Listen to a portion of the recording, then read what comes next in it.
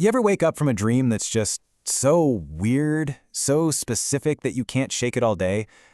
We usually just brush them off as, I don't know, brain noise. But what if they're not random at all? What if they're actually messages, just written in a different language? Well, today we're going to see if we can learn to speak that language. I mean, check this out. This is a direct quote from someone's dream journal. Imagine dreaming that you're suddenly on the hook for a $6,000 debt for booze you never even drank. It's so specific, so strange, it just has to be meaningless, right? Well, that's really the big question we're tackling here. Is a dream like this just static, the brain firing off random signals while we sleep? Or is it a story, a symbolic message that's trying to tell us something really important about our waking life? To get to the bottom of this, we've got to look at the whole puzzle. We're going to dive deep into this one dream and start untangling all the bizarre threads, because I promise you, there's a logic hidden in there somewhere. Okay, so here's the play-by-play of the dream. It starts with feeling unwelcome at a relative's house, so you leave for a hotel. Then, boom, you're hit with that $6,000 bill. And if that's not weird enough, you're suddenly surrounded by a gang of professional child robbers. Seriously, how do any of those pieces even connect? And this is where we get to the absolute core of it all. The whole way we think about dreams is changing. It turns out, even the most chaotic, surreal dreams are anything but random. They have their own hidden logic. For the longest time, the old view was basically that dreams are just biological junk mail. Your brain is just firing off signals while it's offline for the night. But the new view is totally different. It says dreams are actually super structured.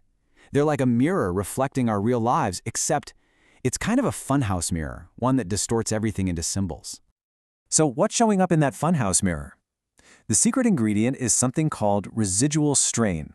Think of it as the emotional leftovers from your day, that awkward conversation, that feeling of being unfairly blamed for something. These are unresolved tensions.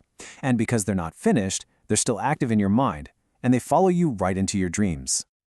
Okay, so if dreams are reflections of these leftover strains, then how in the world do we trace them back to where they came from? Well, you need a method. Let's call it the Dream Detective's Toolkit. It's a system for cracking the case of your own mind. And this toolkit is actually pretty simple. It's a two-step process. First, you do what's called backward checking. You take a weird dream symbol, like that $6,000 debt, and ask yourself, what feeling from my actual life could this possibly represent? Then, once you have a guess, say, feeling unfairly burdened, you do forward checking. Does that feeling actually explain the rest of the dream story? You just go back and forth, testing ideas, until the whole thing just clicks. All right, toolkit in hand, it's time to play detective. Let's go back to our mystery dream and start cracking this thing open, one symbol at a time. First up, the unwelcoming relative. See, the dream isn't really about your aunt or cousin. That person is just a stand-in, a symbol. What they represent is that feeling of being on the outside, of being judged or feeling like you just don't belong somewhere in your real waking life. And that insane $6,000 debt? The number itself doesn't matter. Your dreaming mind is just being dramatic to get your attention. It's using this wild number to symbolize the emotional weight of an unfair burden, that feeling of being blamed for something that was absolutely not your fault.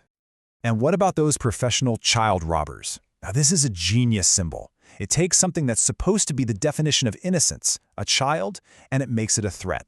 This points directly to a feeling in your waking life that you can't trust things, that you have to be on high alert, even in situations that look totally safe.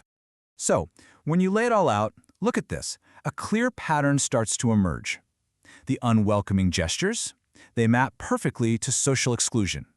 The crazy debt, that's an unfair burden. The child thieves, that's the need for threat vigilance. These aren't just random images. They are direct, symbolic translations of real emotional strains. So we've taken the dream apart, piece by piece, but the real magic, the big reveal, happens when we put it all back together. Because all these pieces aren't just related, they're telling one single story.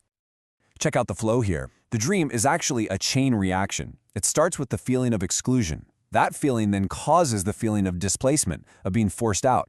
Being vulnerable like that leads directly to having an unfair burden placed on you, which then creates a general sense of threat from the world around you. You see? It's not just a list, it's a domino effect. So what's the one single unified emotion that connects every single part of this bizarre dream? It's this: unjust exposure. It's the very specific feeling of being pushed out into the cold, blamed for things you didn't do, and feeling threatened in a world you can't trust. And here's the real-life source. That big feeling of exclusion wasn't made up. It comes from tiny moments like this, someone brushing past you at a party, making you feel completely invisible. That is the residual strain the dream grabbed onto and blew up into a whole story. And here's the real-world feeling behind that crazy debt. The dream took a feeling, like being blamed for a friend's mistake or having to clean up someone else's mess, and it turned it into a massive symbolic bill. It's an exaggeration of a very real burden. And this one sentence just nails it. It summarizes that whole emotional journey. When you combine all those separate feelings, exclusion, displacement, burden, and threat, you get this one powerful, overwhelming state of unjust exposure. The dream wasn't random noise at all. It was processing a very real, very complex emotion. Okay, so we've cracked this case. Pretty cool, right? But what does this mean for your dreams? Well, this brings us to the most important part, how you can take this toolkit and become a detective of your own mind. So here's what you need to remember. First, and this is the big one, trust that your dreams mean something. They're not just noise.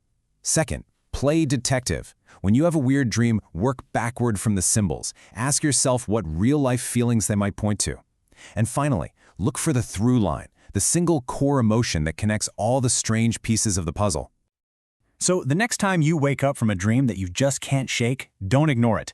Ask yourself this question. Now that you have the decoder, you might be absolutely amazed by the answer you find.